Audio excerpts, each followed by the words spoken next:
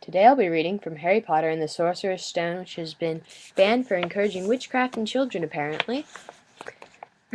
Harry had never imagined such a strange and splendid place. It was lit by thousands and thousands of candles that were floating in mid-air over 4 long tables, where the rest of the students were sitting.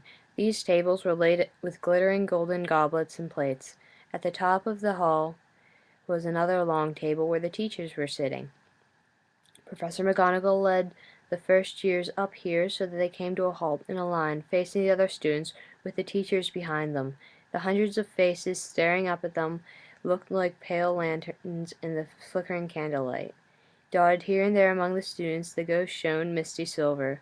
Mainly to avoid all the staring eyes, Harry looked upward and saw the velvety black ceiling dotted with stars. He heard Hermione whisper, "It's bewitched to look like the night sky outside. I read about it in Hogwarts history." It was hard to believe that there was a ceiling there at all, and that the great hall didn't simply open onto the heavens. Harry quickly looked down again as Professor McGonagall silently placed a 4-legged stool in front of the first years. On top of the stool she put a pointed wizard's hat. This hat was patched and frayed and extremely dirty. Aunt Petunia wouldn't have let it in the house. Maybe they had to try and get a rabbit out of it, Harry thought wildly. That seemed the sort of thing. Noticing that everyone in the hall was now staring at the hat, he stared at it too. For a few seconds there was complete silence. Then the hat twitched, a rip near the brim opened wide like a mouth, and the hat began to sing.